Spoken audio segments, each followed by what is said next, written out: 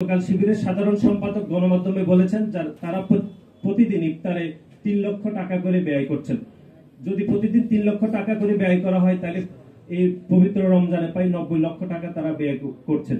আমরা আপনাদের মাধ্যমে তাদের কাছে জানতে চাই এই 90 লক্ষ টাকা একটি সাধারণ শিক্ষার্থীদের সাধারণ সংগঠন হিসাবে তারা কিভাবে উপার্জন করছেন বা তাদের অর্থায়নের উৎস কিভাবে আসছে সেটি আমরা জানতে চাই। গণঅভ্যুত্থান পরবর্তী সময়ে তারা নতুন রাজনৈতিক বন্দোবস্তের কথা বলে তারা ইতিমধ্যে একটি রাজনৈতিক দল গঠন করেছে।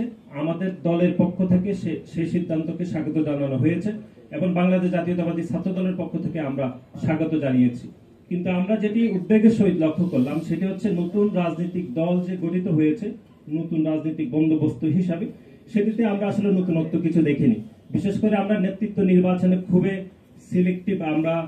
সিলেক্টিভ বিষয় দেখেছি।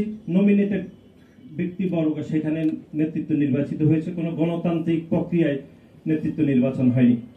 এখন একই সাথে তারা রাষ্ট্র ক্ষমতায় গেলে তাদের ফরেন পলিসি কি হবে, তাদের অর্থনৈতিক বিষয়ের পরিকল্পনার বিষয়ে কোনো সুনির্দিষ্ট তথ্য আমরা জানতে পারিনি।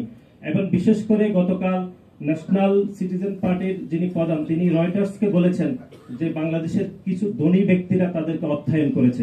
আমরা এখানে ওনার কাছে জানতে চাই তাদেরকে যে অর্থায়ন করেছে ধনী ব্যক্তিরা, সে অর্থায়নের বিপরীতে তারা কি ধরনের কমিটমেন্ট তাদের কাছে নিয়েছিল সেটি আমরা বাংলাদেশ জাতীয়তাবাদী ছাত্রদল জানতে চাই।